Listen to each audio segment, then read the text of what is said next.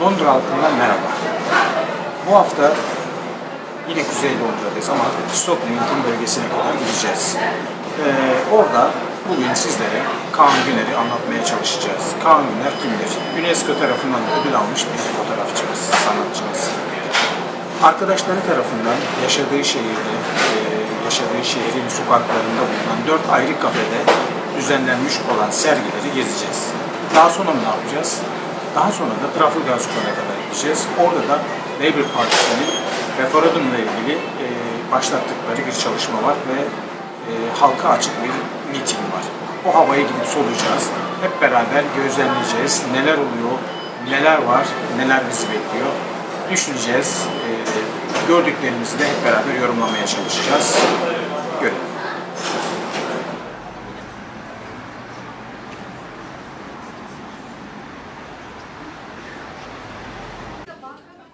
Yazarlıktan ressamlığa, gazetecilikten öğretmenliğe kadar güzel sanatlarıyla Türkiye'mizi onurlandıran nadir gurbetçilerden biriydi Kağan Güner. 1963 yılında İstanbul'da doğmuş ve Mimar Sinan Üniversitesi mezunu olan Güner, İngiltere'de Chelsea Sanat ve Tasarım Koleji ve SOAS Üniversitesi'nde Türk sanatları konusunda yüksek lisans ve doktorluk yaptı. Eserleri Tokyo, Paris, Lisbon, Tahran, New York gibi birçok şehirde sergilendi ve sayesinde dünyanın dört bir kenarında sanatçılar Türk sanatıyla buluştu. Londra Müzesi'nin 2007 yılında gerçekleştirdiği Londra Savaşa Karşı sergisinde Güner'in eserleri de bulunuyordu. Çocuk kitapları için ressamlık da yapmış olan Güner'in sanat sevdası ve eşsiz çalışmaları yurt dışında büyük ilgi görmeye devam etti. 1989 ve 2000 yılları arası 9 ödüle layık görülen Güner, UNESCO ve UNICEF Asya Pasifik Kültür Merkezi tarafından Türkiye temsilcisi olarak kabul edildi. Bu sıfatla ülkemizi güzel sanatlar konusunda temsil ederek onurlandırırken, İngiltere'de yaşayan Türk toplumu için de büyük katkılarda bulundu. Kağan Güner sadece bir ressam değil, Doğu Akdeniz Üniversitesi ve Mimar Sinan Üniversitesi'nde öğretim üyeliği ve gazetecilikte yapmış çok sevilen bir eş ve babaydı. Hayatın her dalına ilgi gösteren ve bilgi sahibi olan bir düşünürdü Kağan Güner. Gazete ve dergilerde yazdığı makalelerde bunun göstergesiydi. 2008 yılında İngiltere Atatürkçü Düşünce Derneği Başkanı seçildi ve bu görevini hayatının sonuna kadar sürdürdü. Nadir görülen bir kanser hastalığına yakalanan ve uzun yıllar tedavi gören Güner, 9 Ağustos 2011 tarihinde aramızdan ayrıldı. Ancak uzun yıllar oturduğu Kuzey Londra'da Türk sanatına yaptığı katkılar unutulmuyor, genç sanatçılara ilham kaynağı olmaya devam ediyor.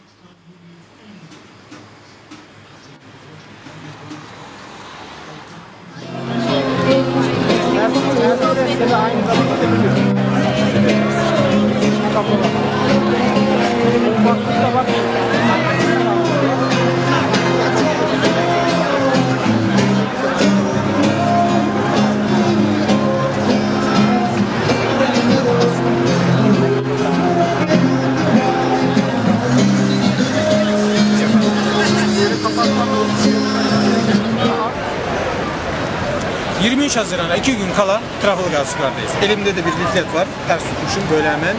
Yes to the EU. Yani Avrupa Birliği'ne evet. Neredeyiz? Trafalgar Square. Yani o meşhur aslanların olduğu şu tarafta. Gelip görenlerimiz bilmiyor. Arkamızda National Historic Museum var. Galerimiz var. Bir yanda da Labour Partisi'nin düzenlemiş olduğu etkinlikteyiz. Neler var partinin etkinliklerinde? Benim en çok hoşuma giden yerlere yazılar yazılması, özgür ifadelerinin yerlere tebeşirlerle yazılması. Diğer tarafta da standlar açılmış. Standların yan tarafında da müzik yapanlar, şarkı söyleyenler var. Efendim biraz sonra da Labour Partisi'nin eski başkanı Ed Miliband'ın konuşmasını dinleyeceğiz. O zaman ne yapalım? Şimdi Ed Miliband'ın konuşmasını izlemeye içeri doğru gidelim hep beraber. We would have reacted if 2 generations ago in the factories of Bradford where he worked his fingers to the bone every day to create a better life for his family. If he realised that 50 years on his only grandson would represent a net loss.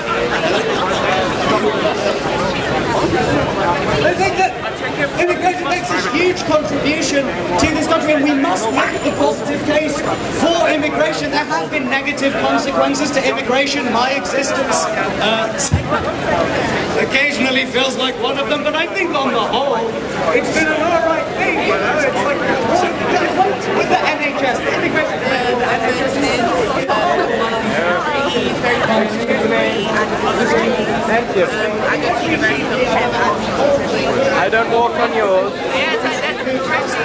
Not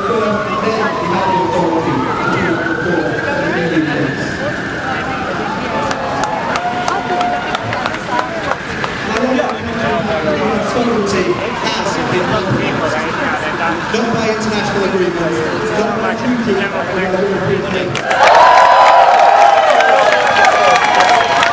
Now look, there have been lots and lots of speeches in this square during your event today, and there have been lots and lots of speeches over many, many years. And all of those times, all of those calls, it's been about three things. It's been about voting or acting for yourself, acting for others, and acting for your country. And I want to talk to you about those three things tonight. First of all, this is about you.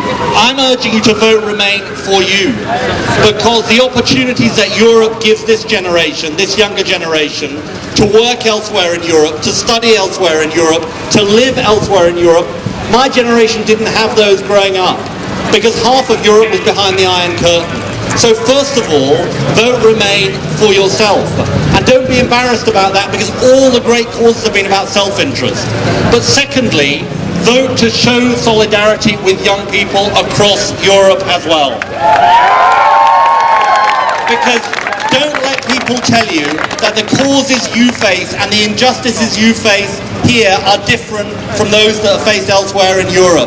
Climate change, tax avoidance, austerity, all of those causes are causes that you face here and causes that other young people face across Europe. And essentially the choice that you face on Thursday is, do you choose to stand with those young people or desert those young people? I say you should stand with those young people and vote Remain. And then thirdly, and in a way most importantly, this campaign has become about the character of our country as well. It's been about who we are as a country. Are we a narrow-minded Nigel Farage country? Because that is the politics that Nigel Farage has been practicing and preaching in this campaign. And you know, look, the poster, his poster, has become a symbol of his campaign. Because what is that poster telling us? It is telling us that we should fear others, not embrace them. It is telling us that refugees from Iraq and Syria are somehow coming to get us and that we're at breaking point because of them. Now that is not who Britain is. We are better than this as a country. And you know, I have particular reason to know that we are better than this as a country. Because 76 years ago, it was my dad and his dad who were in exactly the same position as the refugees in that poster. Because my dad and his dad walked 100 miles from Brussels to Ostend to get one of the last boats out of Belgium before the Nazis arrived. And I would not be standing on this stage tonight if it wasn't for the compassion, the solidarity, the generosity of our country. That is why we are better than this, Britain.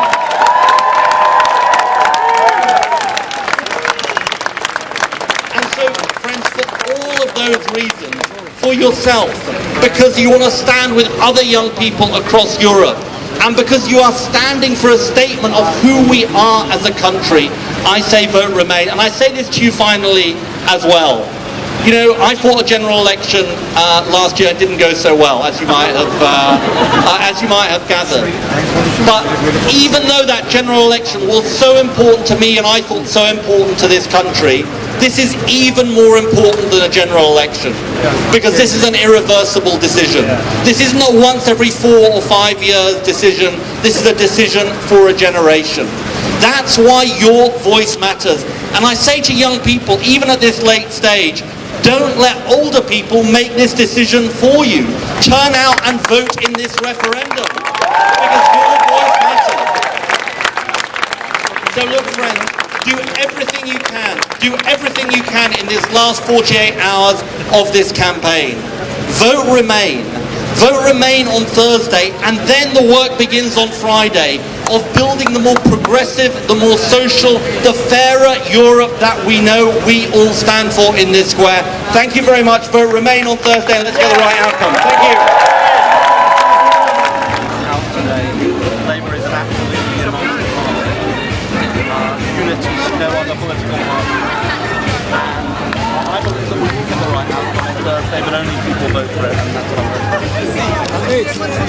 Brother David to run for me though, instead of Jeremy.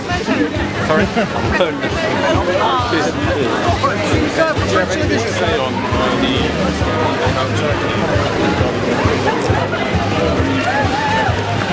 Well, look, I think there's been too much scaremongering and fears in this campaign, and I think that's sort of acknowledged, across the space. Thank you. Me 6 nights deep, 3 a.m. in the dark on change.org going, only I can save the bees. Insisting that Donald Trump can't come over. But I think what's changed my perspective is the way that the rhetoric surrounding this issue has changed over the course of the last few weeks has brought us back to a way of dealing with outsiders, foreigners, immigrants and stuff that I really thought that this country was past, that kind of only really existed for me in stories from my parents and grandparents. And I'm not going to act like I don't think it's as bad in any way, right? I think that in some ways society's got better, in some ways society's got worse. When my parents' generation were my age, they did have to deal with a lot more open, aggressive, hostile racism on the streets of Britain. And I do think that that has seriously got better. Equally at my age, my parents could sort of deal with that by just going back home indoors to a house that they owned. But equally as young Londoners, my parents could have... Merhabalar, ben Suna Akarsu'nun şu anda Trafalgar Square'dayım. Burada olmamızın nedeni İşçi Partileri tarafından 2 gün sonra 23 Haziran'da Avrupa toplumundan çıkmak ya da kalmak konusunda yapılacak referanduma kalmak konusundaki kampanyada destek için düzenlenmiş bir toplantıya katılmak için buradayım. Arkada bu toplantıya, bu kampanyaya, daha doğrusu referandumda Avrupa topluluğunda kalma konusunda destek için gelen insanlarla birlikte destek için buradayım. Bu uzun bir süredir olan bu kampanya son zamanlarda iyice kızıştı. Şu anda da neredeyse %50 civarında. O yüzden gerçekten herkes tedirgin.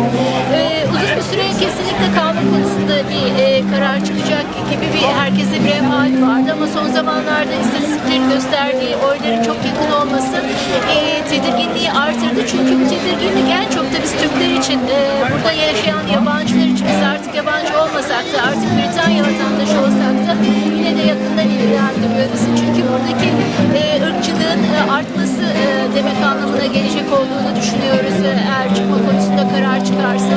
Tabii ki bunun ekonomik anlamda da çok büyük etkileri olacak. Finans kuruluşları da aslında şu anda bir beklenti içerisinde, tedirgin bir beklenti içerisinde.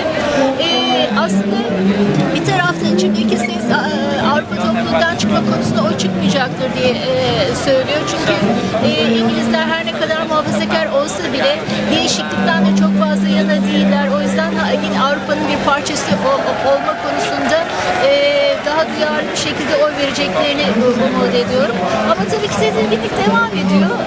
Evet, bakalım 23 Haziran'da sandıklardan ne yönde oy çıkacak? Büyük bir heyecanla bekliyoruz.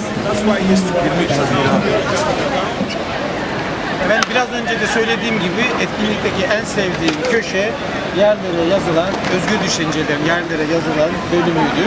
Orada tabii içeride biraz gezinirken bir yazı gözümüze ilişti. Onu söylemeden edemeyeceğim. Turkey is not gonna join the EU. Don't be afraid, love Turkey. Yani söylenmiş Türkiye Avrupa Birliği'ne yani join yani olamayacak diye, hani korkulacak bir şey yok anlamında ama Türkiye'yi de sevin. Bakalım daha neler okuyacağız, hep beraber bakıyoruz, görüyoruz.